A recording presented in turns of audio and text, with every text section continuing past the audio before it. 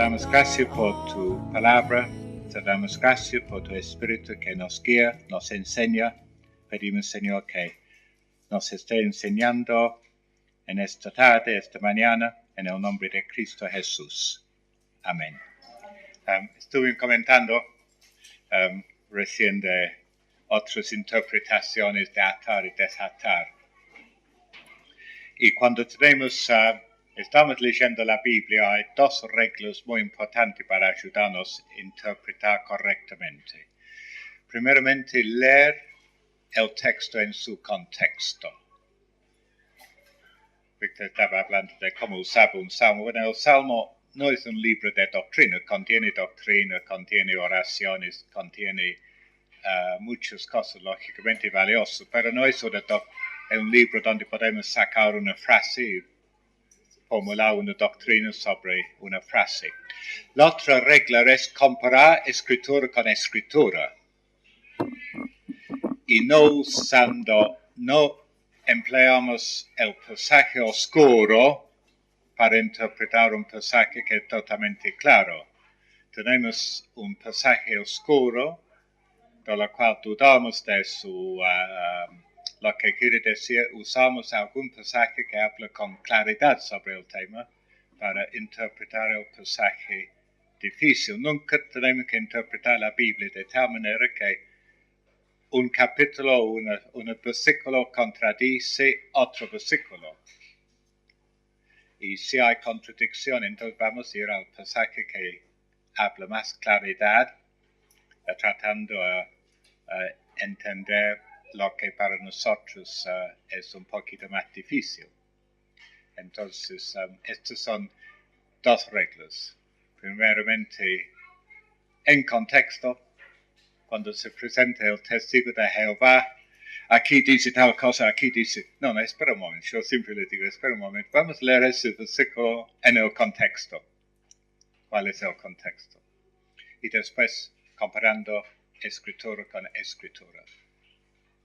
Vamos a leer Efesios capítulo 4. Yo pues, preso en el Señor, os ruego que andéis como es digno de la vocación con que fuisteis llamados, toda humildad y mansedumbre soportándoos con paciencia los unos a los otros en amor, solícitos en guardar la unidad del Espíritu en el vínculo de la paz, un cuerpo y un espíritu, como fuisteis también llamados en una misma esperanza de vuestra vocación, un Señor, una fe, un bautismo, un Dios y Padre de todos, el cual es sobre todos y por todos y en todos. Pero a cada uno de nosotros fue dada la gracia conforme a la medida del don de Cristo. Por lo cual dice, subiendo a lo alto, llevó cautiva la cautividad y dio dones a los hombres. ¿Y eso de qué subió? ¿Qué es? Sino que también había descendido primero a las partes más bajas de la tierra. El que descendió es el mismo que también subió por encima de todos los cielos para llenarlo todo.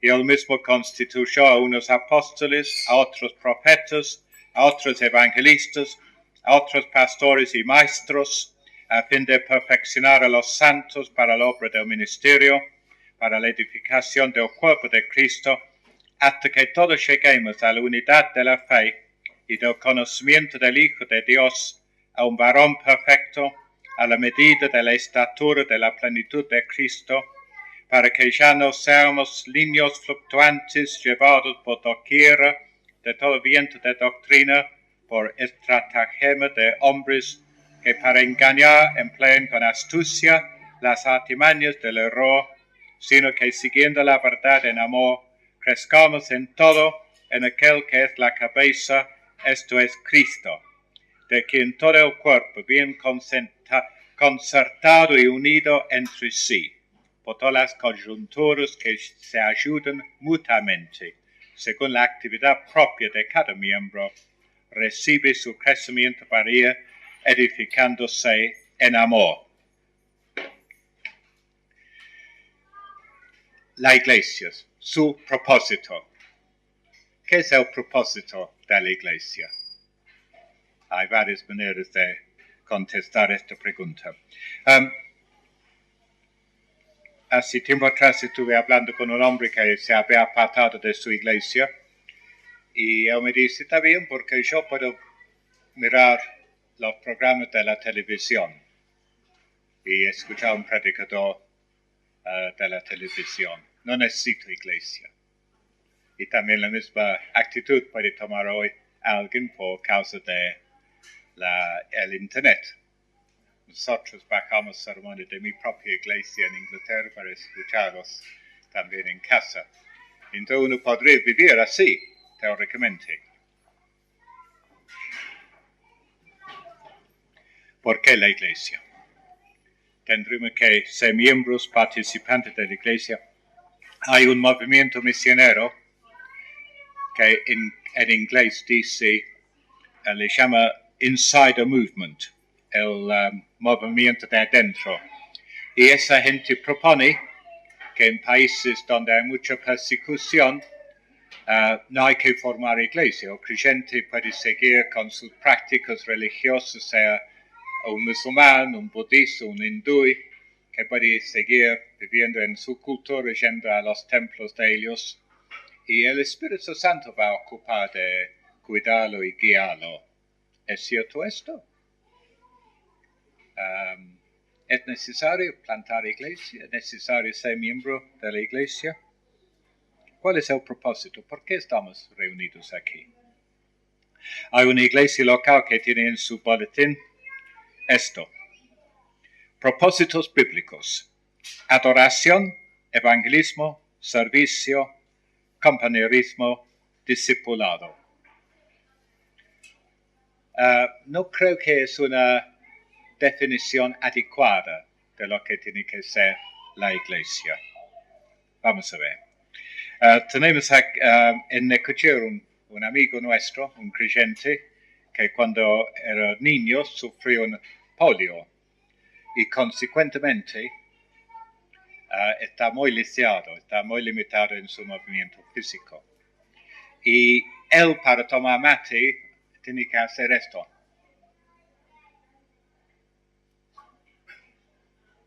Porque no tiene movimiento. Ahora vemos este hombre inteligente, creyente, y él tiene trabajo y todo, pero en un cuerpo con severas limitaciones. Y algunas iglesias parecen como esto, una persona que sufre de polio. Usted no sé si algunos han visto el programa de la Pantera Rosa.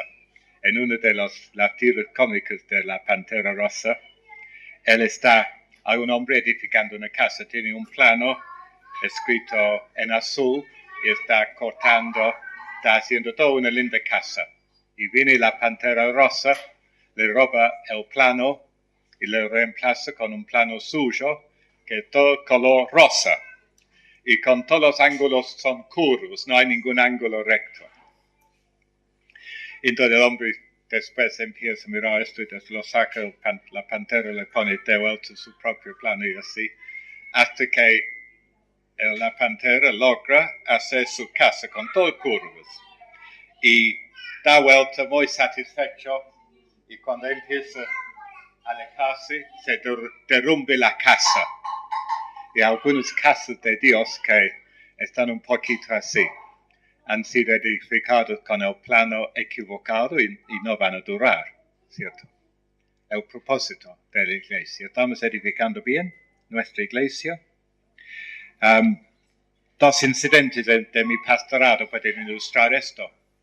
En un caso, una mujer esperando el colectivo para ir a casa y una mujer pasando por la calle la ve que tiene la Biblia bajo su brazo, dice, permíteme una cosa, ¿usted va a la iglesia allí de la vuelta? Sí, voy a esa iglesia. ¿Y cómo es la gente allí? Bueno, nos hizo una descripción como fuésemos ángeles descendidos del cielo. Una mujer mayor que había sido convertido, no tanto tiempo, y a raíz de esto vino la otra mujer, vino toda su familia, y muchos de ellos están siguiendo al Señor todavía. Otro caso, otra persona en otra iglesia me dice, pastor, no puedo invitar amigos a la iglesia porque había problemas dentro de la congregación. Ella sentía que no era un ambiente donde ella pudo con confianza traer personas inconversas. Es interesante, ¿no?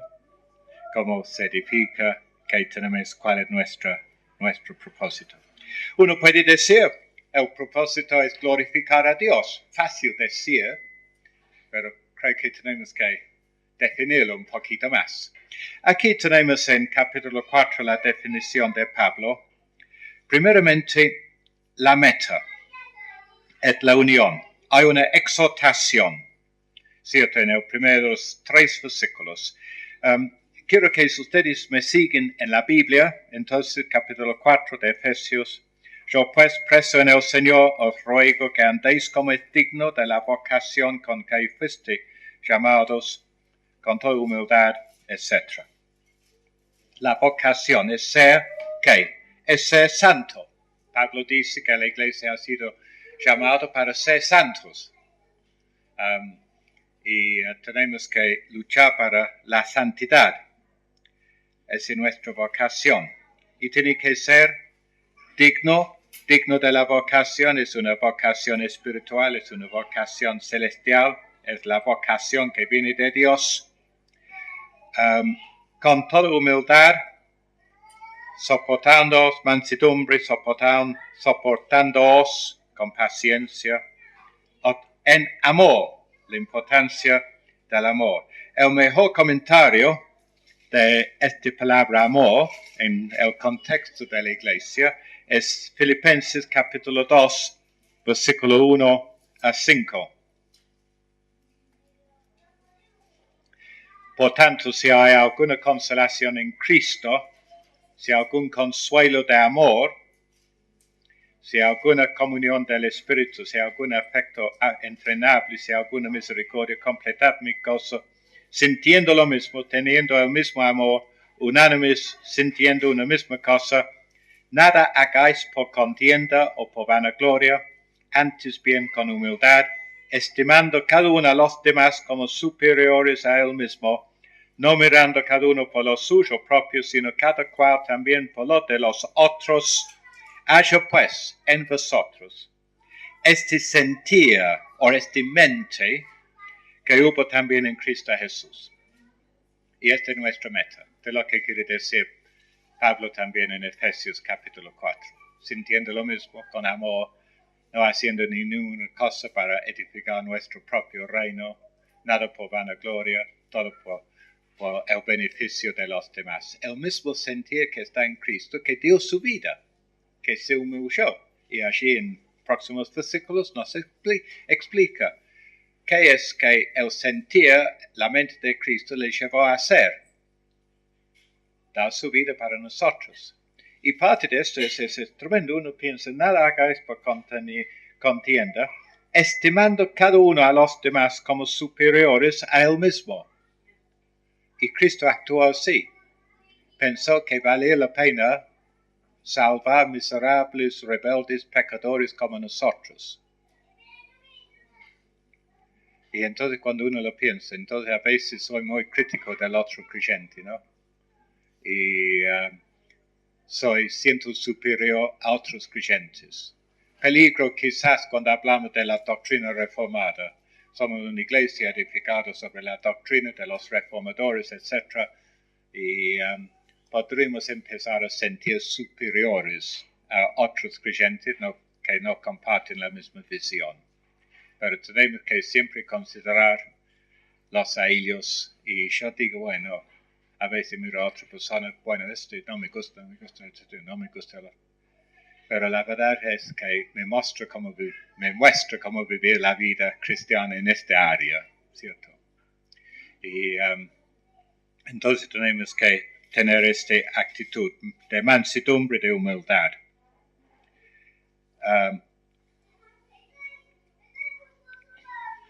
Como hemos dicho antes, el mal de nuestra cultura es el individualismo. haciendo todo uno por sí mismo, como uno le parece. Y dice Pablo que tenemos que ser solícitos en guardar esta unión.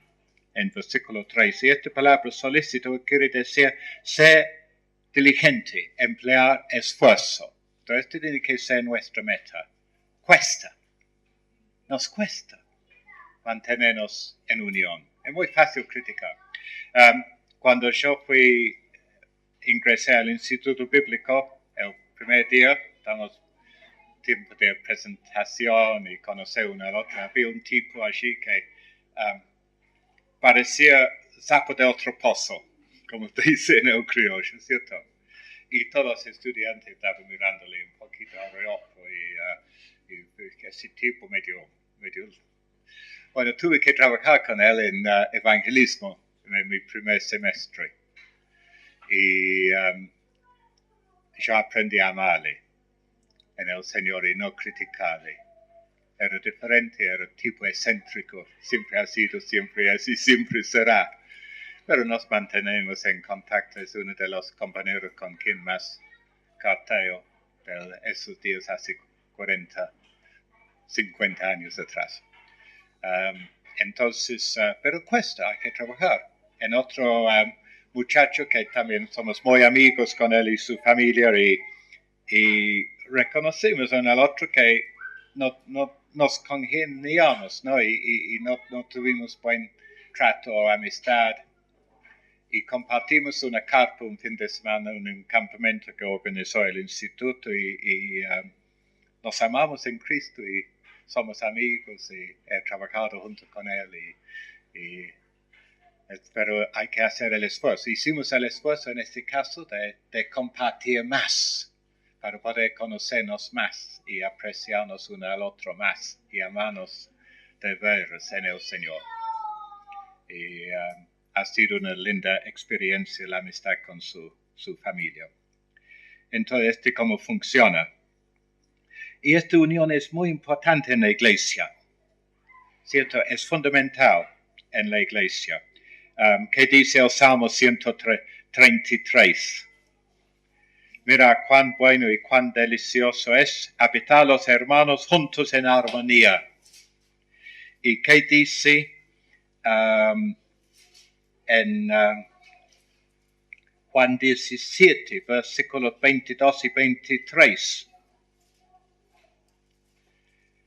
La oración sacerdotal de Jesucristo, la gloria que me diste, yo los he dado para que sean uno, así como nosotros somos uno, yo en ellos y tú en mí, para que sean perfectos en unidad, para que el mundo conozca que tú me enviaste y que los has amado a ellos, como también a mí me has amado.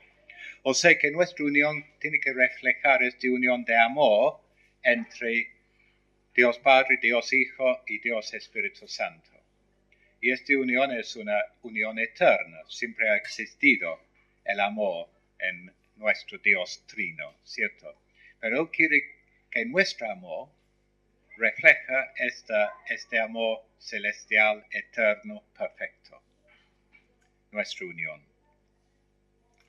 Y después leemos, cuando llegó el día de Pentecostés, estaban todos unánimes juntos.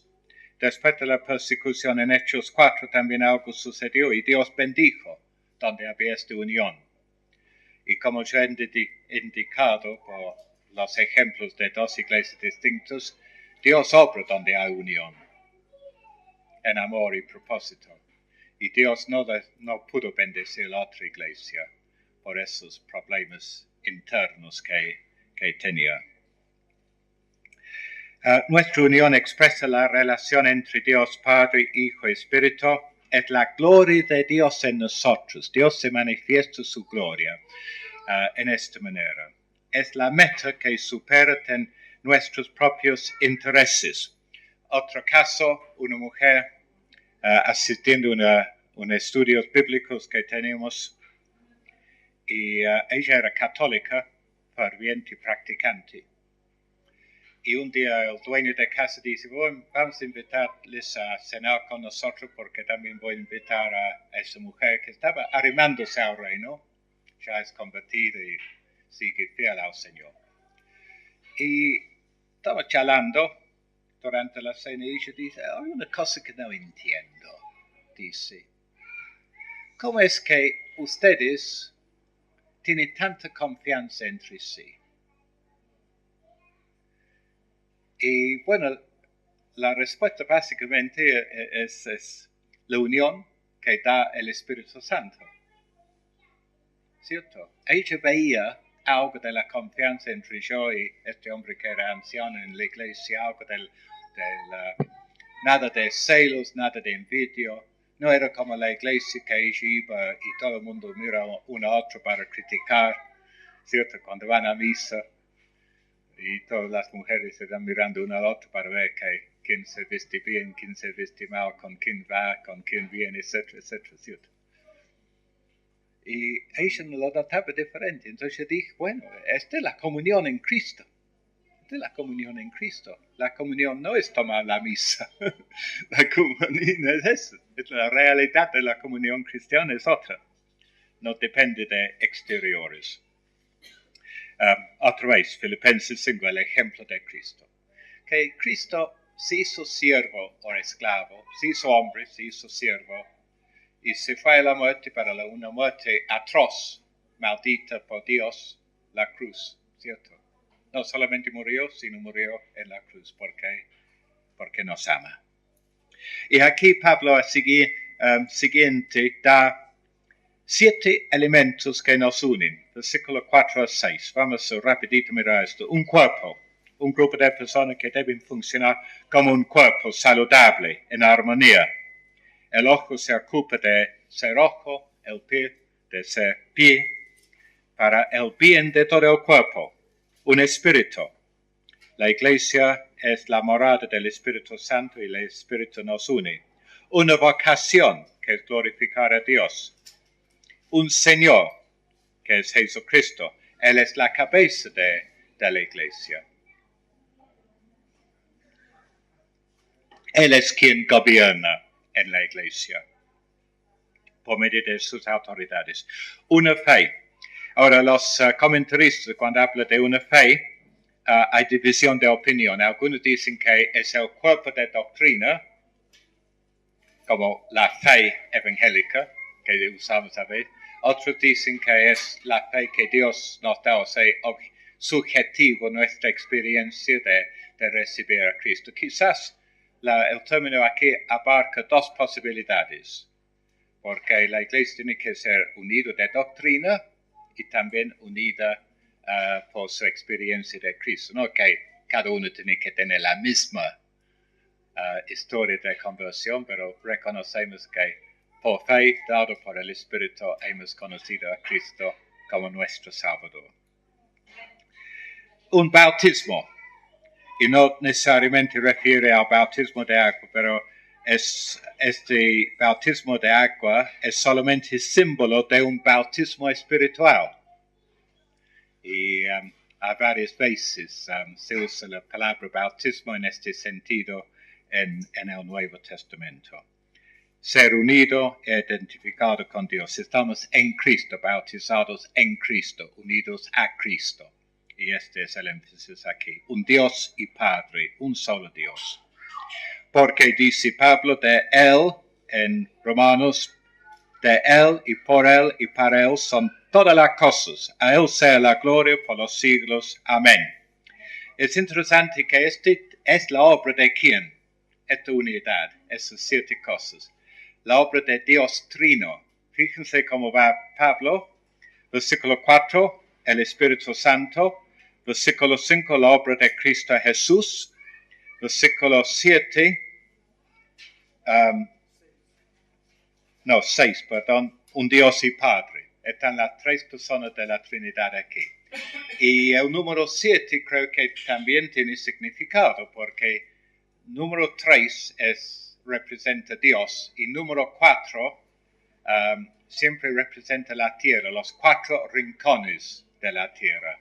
Entonces aquí 4 más 3 suma al número perfecto que representa la obra de Dios aquí en la tierra. Y entonces podríamos interpretarlo de esta manera.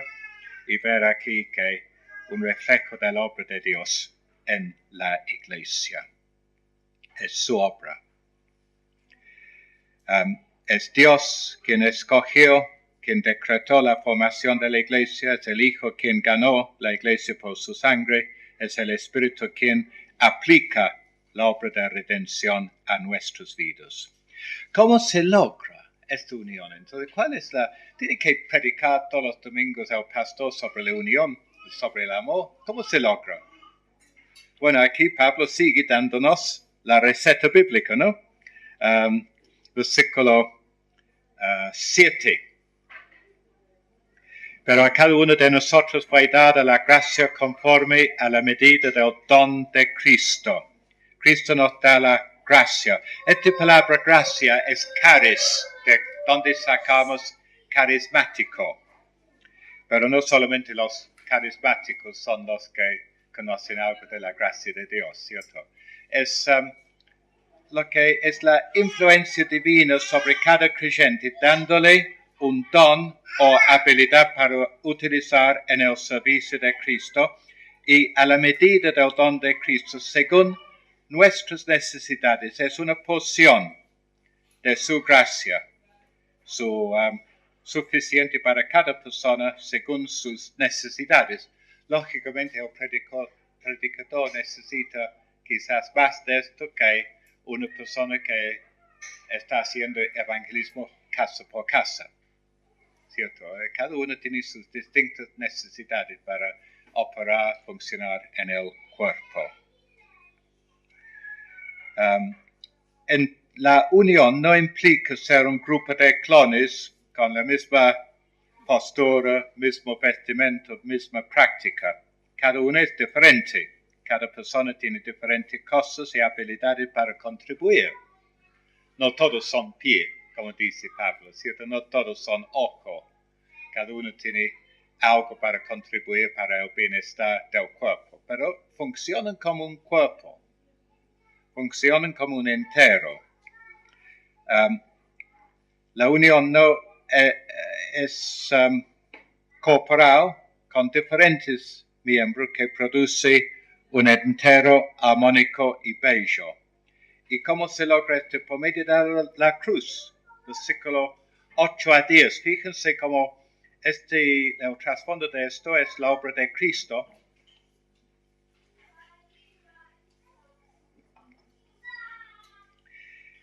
El versículo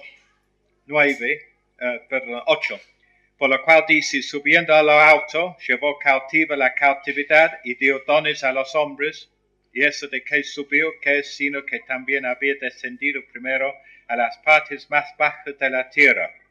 Y el que descendió es el mismo que también subió por encima de todos los cielos para llenarlo todo. A él mismo constituyó a unos apóstoles, a otros profetas, a otros evangelistas, a otros pastores y maestros.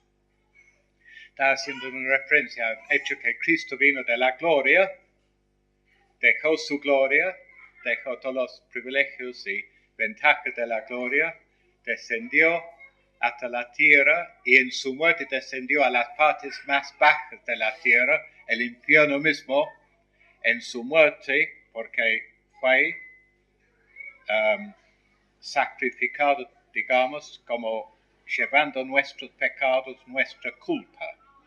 Entonces, en ese momento, este grito desgarrador, Dios mío, ¿por qué me has desamparado? Él empieza a sufrir toda la ira de Dios. Dios está vertiendo sobre él la copa de su ira que nosotros tendremos que estar bebiendo. Y él siente esta separación de Dios. Y ha descendido, digamos, al mismo infierno en experiencia. Y esta terrible experiencia de ser separado de Dios por causa de nuestro pecado. Él hizo esto. Después fue sepultado y resucitó el tercer día, proclamando su victoria sobre Satanás, sobre el pecado, sobre la muerte.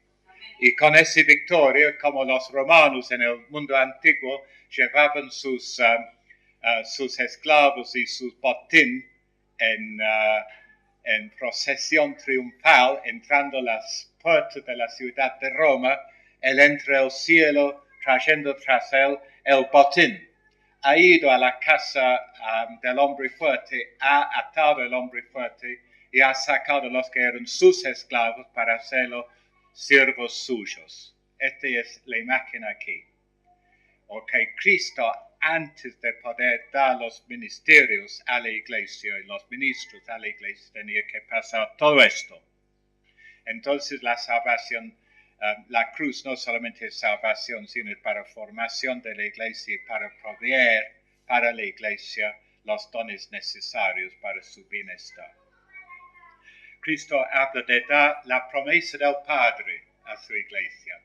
Dios Padre le ha dado autoridad para darnos el Espíritu Santo y los dones para el buen funcionamiento de la iglesia. Qué glorioso, ¿no? Entonces lo que sucede aquí, estos oficios se deben a la crucifixión y la resurrección. Viene de ahí.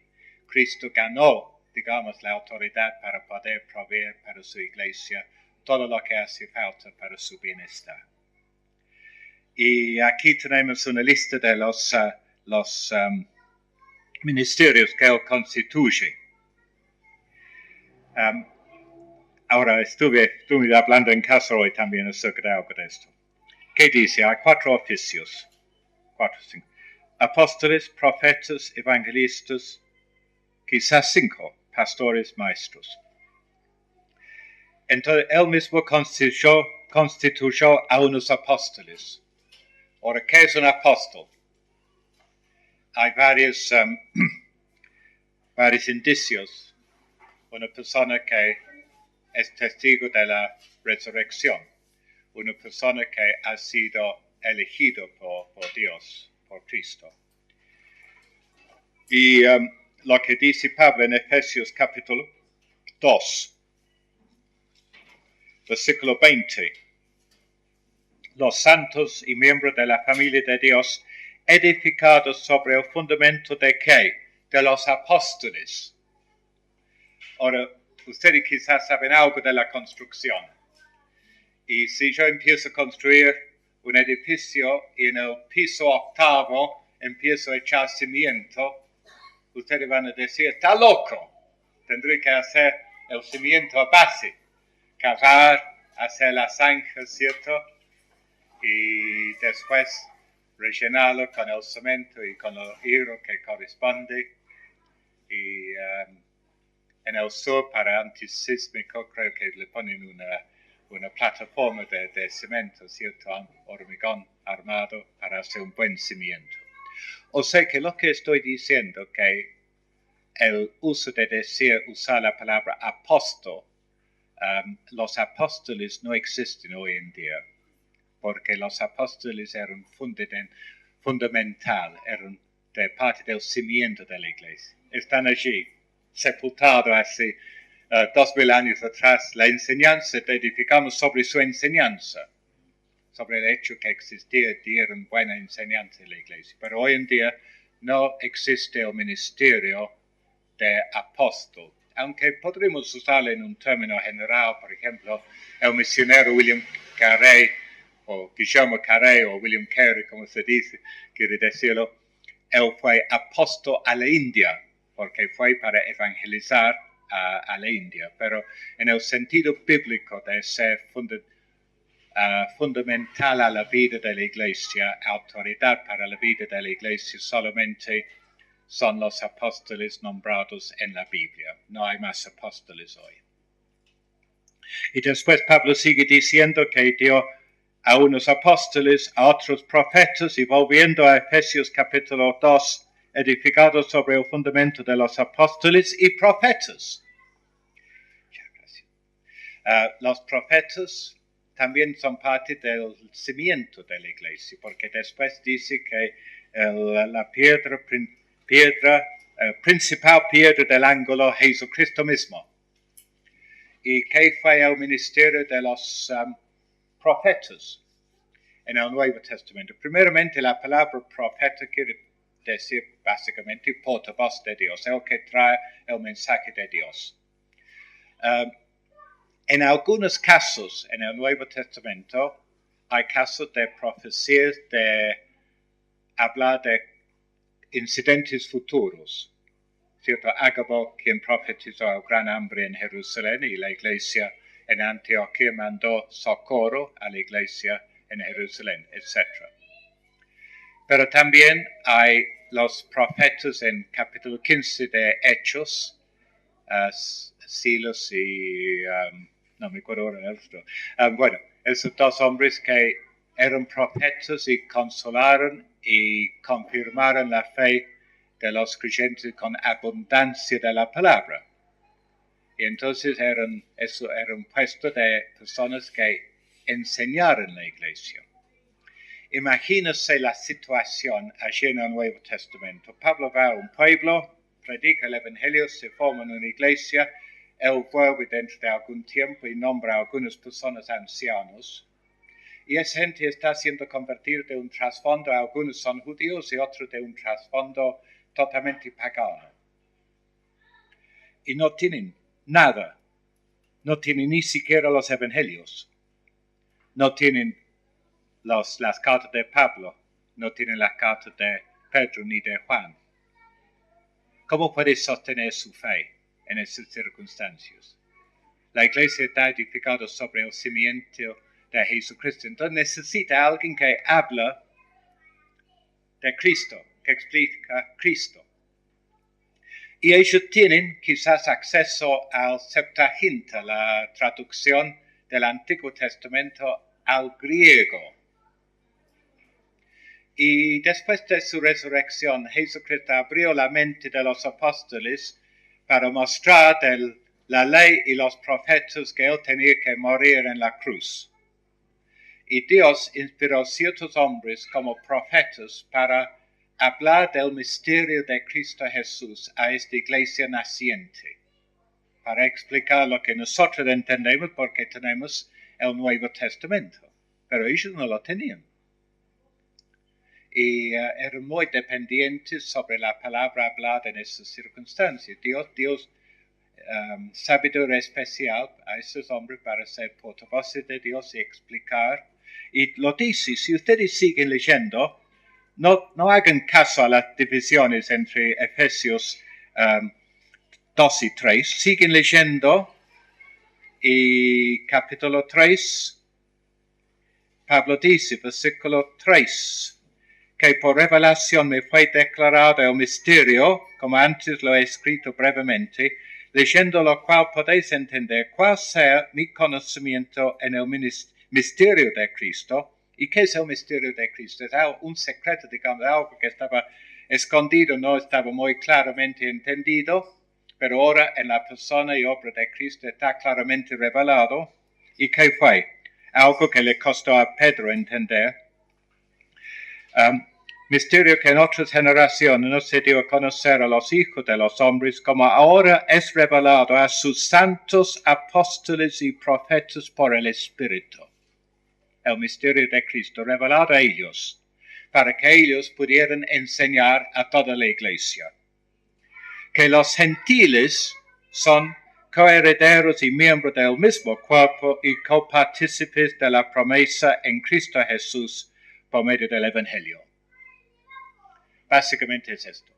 Y entonces otra vez el profeta neotestamentario como ministerio, como persona, no tiene razón de estar en la iglesia hoy día. No existe. Son dos puestos, dos ministerios que han sido superados porque eran fundamento, cimiento de la iglesia. Y no se puede poner otro cimiento más que Cristo Jesús. Y estos hombres fueron empleados para enseñar, establecer, afirmar la fe de la iglesia en Cristo Jesús. No quiere decir que Dios no da el don de profecía a alguna persona en algún momento. A veces ha habido casos donde una persona que nunca decía que era profeta, pero ha tenido el poder de profetizar. quizás una sola vez, un solo incidente. Quizás el incidente más conocido es la historia de Spurgeon, Carlos Spurgeon mismo, gran predicador que fue utilizado como evangelista en Inglaterra en el siglo XIX. Él, cuando era muy chico, 4 o 5 años, en su casa le visitaba un pastor. Y el pastor le llamó a Carlitos y le hace sentar en su falda y dice a la gente allí: estoy persuadido que este hombre va a ser un gran siervo de Dios y por su medio miles de personas van a ser convertidos. Ese hombre en ese momento ejerció el don de la profecía, pero no era profeta. ¿Me entienden la diferencia? No tenemos un hombre, usted es profeta para nuestra iglesia, no existe esto, pero puede ser que Dios inspira al pastor en una predicación decir algo que justamente sirve para abrir el corazón de alguien. Puede ser que Dios nos prepara para algún evento futuro por medio de ese don, pero es un misterio. El Espíritu puede obrar como quiera en esto, pero no creo que podemos decir que profetas existen hoy día. No vamos a entrar más en este tema en este momento, pero esto es. Ahora, después sigue. ¿Qué sigue a los profetas? A otros evangelistas. Muchos comentaristas reformados dicen que el oficio de evangelista no existe más. Lo agrupan con apóstoles y profetas. No estoy de acuerdo. Creo que hay suficiente evidencia de decir que existe todavía este puesto, esta obra de evangelista. El hombre que escribió este librito fue invitado a pastorear la iglesia después de la muerte de Martin Luther. Bueno, él se jubiló de su iglesia y le invitaron a él. Y él dijo, al final lo rechazó la invitación porque él sentía que su oficio, su trabajo era evangelista, viajante, itinerante. No estoy hablando de un Luis Palau y su organización y el show que hace. Este no es mi concepto de evangelista. Es un hombre que expone la palabra de Dios, que predica la palabra de Dios, que honra a Cristo en su ministerio y que Dios le ha dado la habilidad de hablar de tal manera que explica con claridad y poder el evangelio. Y hay personas, surgen, y la iglesia sabe utilizarlos. Y sin campañas, sin todo el batifondo de publicidad y todas esas cosas. Pero creo que hay personas que ejercen. Porque es un don. Yo sé que la gente se convierte por la predicación de nuestro pastor. Pero hay personas que tienen esa habilidad de expresar las verdades. De Martin Lloyd Jones, cuando alguien escuchó por primera vez, dice: él está predicando las antiguas verdades, pero está dándole nueva ropa. Y necesitamos personas que saben lo que es la sociedad postmoderna y cómo hablar a una generación postmoderna. A Francis Schaeffer, quien hizo este gran trabajo entre los estudiantes, que tuvo que enfrentar el existencialismo en sus escritos, analiza, habla de esto. Él fue un evangelista sin par. Dios le dio conocimiento, habilidad. Él ejercitó ese oficio de evangelista.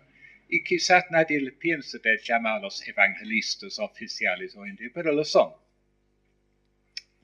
Después, ¿qué más a los evangelistas?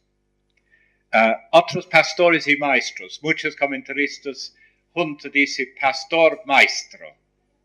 Como decir, bueno, el pastor tiene que ser hombre que es maestro de la palabra. Históricamente, es interesante que las iglesias bautistas calvinistas en Inglaterra, en el siglo XVII, más o menos por esa época, muchas veces tenía una persona en la congregación que era reconocido como maestro. No sé qué le dieron ese título, pero un hombre que tenía don de enseñanza, enseñaba, y muchas veces heredó el pastorado cuando el pastor falleció. Y creo que hay lugar para un puesto de persona que no necesariamente es el pastor titular, pero es maestro de la palabra, enseña curso de doctrina, etc., quizás se ocupe de los jóvenes, que es maestro. Y puede ser un copastor, pero su don es esta enseñanza, tiene un don específico. Entonces yo prefiero verlo como dos puestos distintos. No quiere decir que debe ya elegir a alguien en su congregación como maestro, pero surgen esas personas. Y a veces se van, lo pueden enviar a otro lugar para comenzar otra iglesia, entonces ya llega a ser pastor. Pero surge nuestros profesores de un instituto bíblico. Quizás no están pastoreando, pero están ejercitando ese ministerio de ser maestro de la palabra. Y después el pastor. El pastor, que la imagen de uno que está cuidando las ovejas, está ocupando de su alimento, está curando sus llagas, está guiándoles día tras día, está visitándoles en sus casas, está orando por su salud espiritual, pastor. Y Dios, por medio de Jesucristo, de la victoria de la cruz, ha dado esos dones, esos ministerios, mejor dicho, a la iglesia para edificar la iglesia. Entonces, fundamental. Nuestro fundamento, nuestro cimiento es apostólico, profético, junto con Jesucristo. No existe más, ya está hecho, ya tenemos todo lo que necesitamos aquí escrito. Ya Jesucristo es el verbo de Dios, la última palabra de Dios. No hay necesidad de agregar profecías. Si usted quiere una experiencia inmediata del Espíritu, como quieren algunos, y dicen, no, es mejor que si quieren que alguien se pare en la congregación, dice, tengo un mensaje de Dios para vos. Si usted quiere un mensaje para su vida, lee la Biblia confiando en el Espíritu Santo.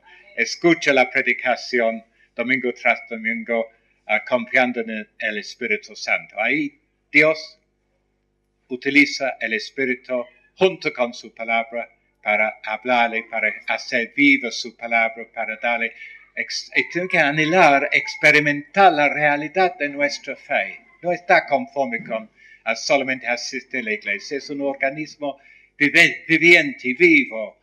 El Espíritu está aquí y tenemos que también sentir algo de esta realidad, pero es por la instrucción, nos instruye la mente y por medio de esa instrucción que recibimos se mueven las emociones, puede reducirnos a lágrimas de gozo o de tristeza por nuestro pecado, pero no tenemos que, pero tiene que venir por medio de la palabra, no mero emocionalismo. La palabra de Dios es lo que hace el impacto y hace cosas maravillosas. La palabra de Dios, ministrado por esos mayordomos que son los evangelistas, pastores, maestros, a nosotros, la iglesia de Dios.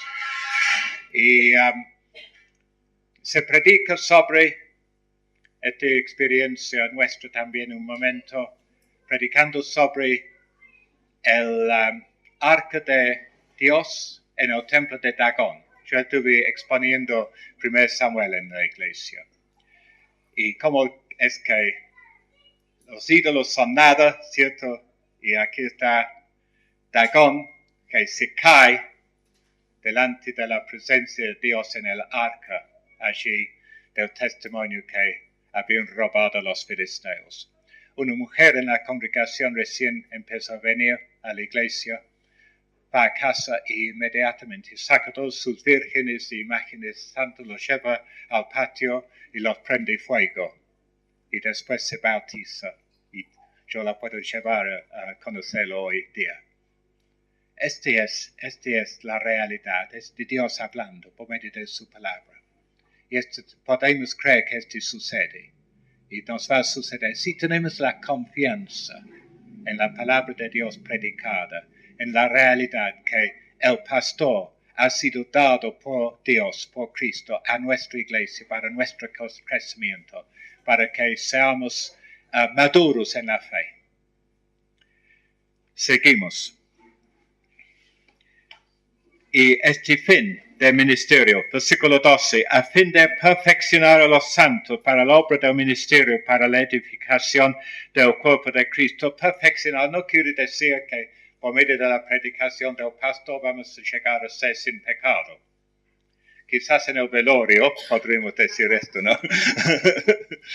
Pero quiere decir que esta palabra perfeccionar quiere decir suplir todo lo necesario, completamente equipado. Y aquí tenemos en versículo 12, mejor quizás la traducción de la nueva versión internacional, según el comentarista Hendrickson señala esto, que mejor a fin de capacitar al pueblo de Dios para la obra de servicio para edificar el cuerpo de Cristo. O sea que nuestra versión Reina Valera 60 dice para la obra del ministerio, de el ministerio. Bueno, el artículo el no existe en el griego. Porque aquí podríamos decir que el pastor nos predica para que seamos maestros de la palabra y podríamos todos predicar, ¿cierto? O enseñar, o contribuir al enseñar. Pero no es el don de todos. Es obra de ministerio, no de el ministerio, no de ser ministro. Es más bien como traduce correctamente esa versión que dice otra vez, a fin de capacitar al pueblo de Dios para la obra de servicio. Porque esta palabra ministerio es realmente la palabra diaconar, de donde sacamos la palabra diácono. Y diaconar quiere decir servir. No es para alzarnos y presentarnos delante de la congregación como grandes sabelotodos, sino es para que seamos siervos o esclavos de los demás y las necesidades de los demás en la congregación. Y el servicio puede ser de distintas maneras, ¿cierto? Jesús lavó los pies de los apóstoles. Hoy en día no hacemos esto porque no es necesario. Pero se puede, porque en aquel entonces caminaban en sandalias sin medios. Y entonces los pies siempre sucios. Entonces cuando entraba a la casa es necesario que algún esclavo lavase los pies.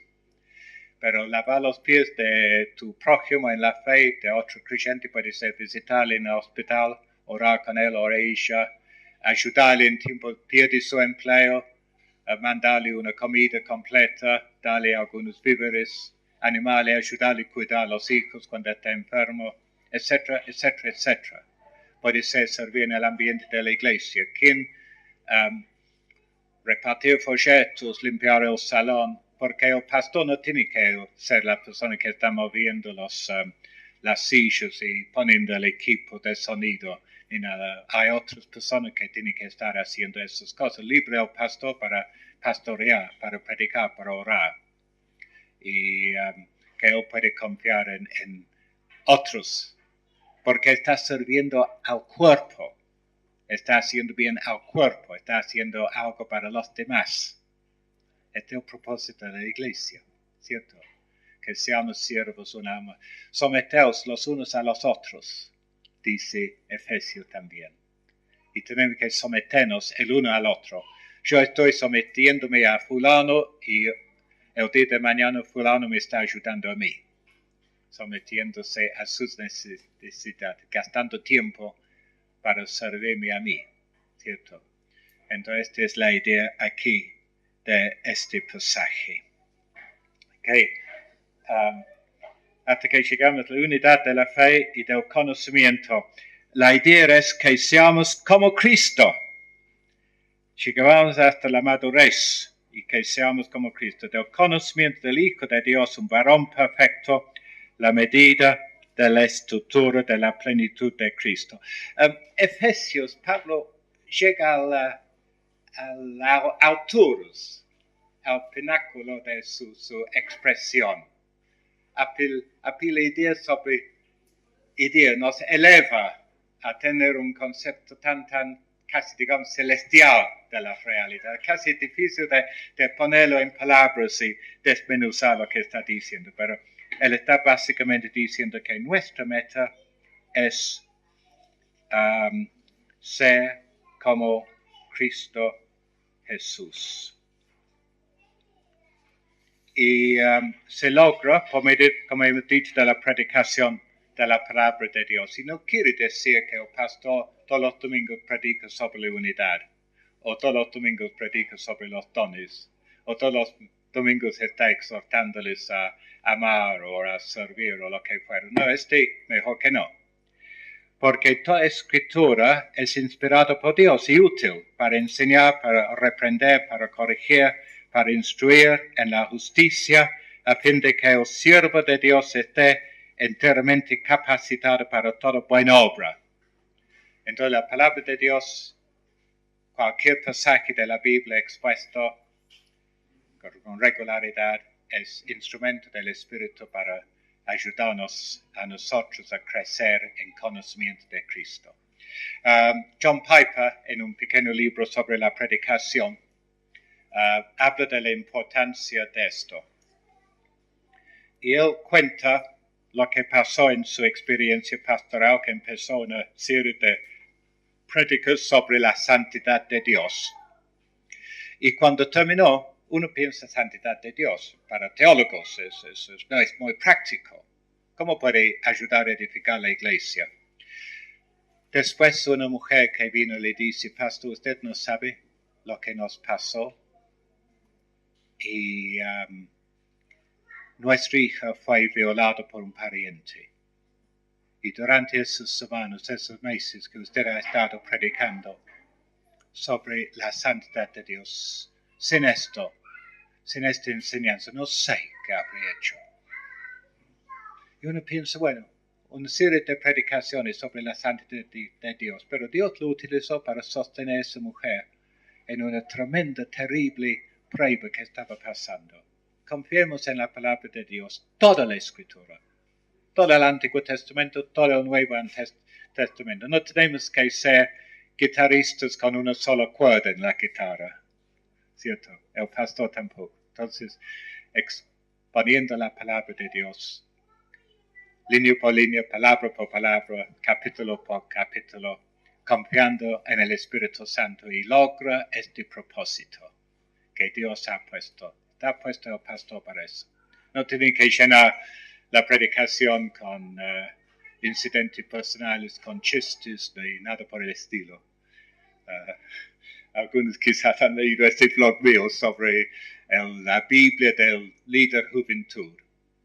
Cómo utilizar el humor, cómo promover, que dice, su chispa de creatividad. Es totalmente mundano esa actitud. No, la palabra de Dios con confianza en el Espíritu de Dios. Y el fin es que seamos como Cristo. Madurez espiritual, la unidad de la fe, como dice en versículo 13.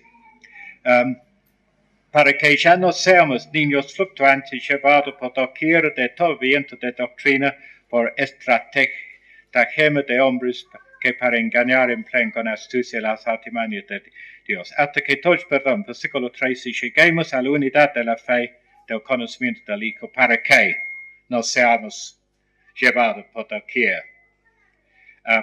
Pedro, en su carta, habla de conocimiento del Hijo de Dios. Capítulo 2, añadid a vuestra fe virtud, a la virtud conocimiento, al conocimiento dominio propio, al dominio propio piedad, amor fraternal, amor. Este crecimiento, añadir ese cosa, para que seamos como Cristo, para reflejar la imagen de Cristo, para que seamos uno. Si estamos apuntando todo lo mismo, ¿cierto? Y a la persona que para el piso, a la persona que predica, están apuntando todo lo mismo. Ser como Cristo. Y por eso sirve la iglesia. Están aquí porque es su meta. Están aquí por es su deseo de ser como Cristo. Esta iglesia tiene que ser instrumento en su crecimiento espiritual. Ser como Cristo, madurar. Y que no seamos como niños fluctuantes, El niño no puede quedarse quieto ni 5 minutos, ¿cierto? Especialmente los más chiquitos. El niño no está desarrollado físicamente.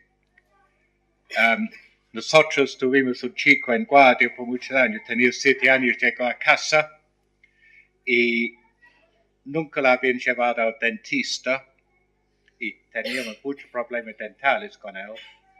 Nunca había recibido buena alimentación, le falta leche en la dieta, le faltaban todas las inoculaciones que se da cuando es bebé. Todos los meses fuimos a dentista con él. Tenía los dientes de leche rotos y incrustados debajo de los dientes que estaban creciendo, porque faltaba alimentación y necesitamos buena alimentación. El niño es fácilmente engañado, es influenciado por otras personas. Los padres deben advertirlo contra los peligros de confiar en un extraño. El peligro es que seamos niños fluctuantes, llevados por todo viento de doctrina. Viene novedad doctrinal y se va tras esto. Viene otra novedad doctrinal y va tras esto. Viene otro profeta, otro pastor, otro ministro, va tras esto. Le gusta más la excitación en esta iglesia que en esa iglesia, etc. Y está moviendo de una cosa nunca estable. Y viene algún problema de la vida y colapsa, termina. No sabe qué hacer, porque no ha sido edificado. El niño por naturaleza es egoísta, no piensa en los demás, piensa en sí mismo solamente. Y hay creyentes que son verdaderamente niños, ¿cierto? Y queremos ser maduros en la fe.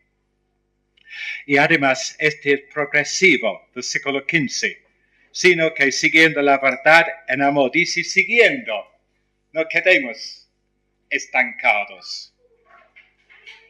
Hay alguna gente anciana aquí en la congregación, ¿están progresando en su fe o están jubilados?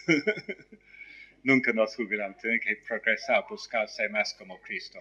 A veces cuando una persona se envejece, se ve lo peor de su ser, ¿cierto? Se pone más terco, se pone más difícil y más impaciente, etcétera, etcétera. Pero tenemos que envejecernos con gracia, ponernos más bello. Yo sé que quizás la señora pierde un poquito de su belleza original con la edad, pero tenemos como creyentes la gente quiere estar con nosotros, quiere nutrirse de nuestra presencia, nuestra influencia, tengo que estar creciendo, tengo que estar todos los años adelantando, yendo hasta la marca. Capítulo 3 de Filipenses, Pablo habla de esto. Si tiene que progresar, necesitamos buen alimento, vitaminas y proteínas, no todo fast food, ¿cierto? No todo una sola cosa. Corrección, exhortación, enseñanza, todo debe ser en amor. Crezcamos, dice Pablo, en todo. Y ese cuerpo que se produce es bello y funcional. De aquí en versículo 16, todo el cuerpo bien concertado y unido entre sí por todas las coyunturas que se ayudan mutuamente según la actividad propia de cada miembro, recibe su crecimiento para ir edificándose en amor. Fíjese, todas los tendones, los músculos, los nervios, todo trabajando en unión. Mi cabeza dice, levante su brazo, levanta el brazo. Mi cabeza me está diciendo, camina por allí, ¿cierto? Mira por allí, ¿cierto? Y está bien coordinado, funciona bien.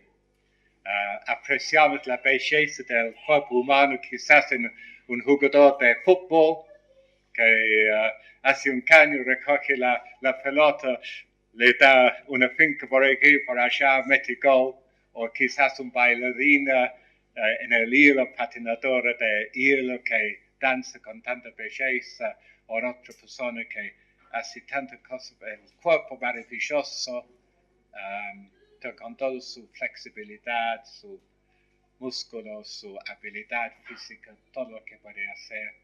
y vemos que estamos embellezados con ver esta cosa, ¿cierto? Bueno, la gente tiene que mirar a nosotros y decir, qué hermoso es. Este grupo de creyentes, qué hermoso es. ¿Qué está reflejando? Veo algo de Cristo allí, no lo explico, no entiendo, pero hay algo, otra cosa, otro celestial aquí, algo que no es de este mundo, algo que yo deseo también. Y nosotros tenemos la responsabilidad de esta unidad. Y los ministros han sido dados para que seamos edificados, no excitados, sino edificados en amor. Que el Señor nos ayude. Oremos. Padre Dios, este nuestro deseo de ser como Cristo. Pedimos, Señor, que tú envíes tu Espíritu Santo sobre la predicación de tu palabra para instruirnos, para que esas verdades y realidades de tu presencia penetren en nuestras vidas, nuestros corazones, para que seamos uno en Cristo, para que otros creen también en ti. Que la gracia del Señor Jesucristo, el amor de Dios y la comunión del Espíritu Santo sean con todos vosotros. Amén.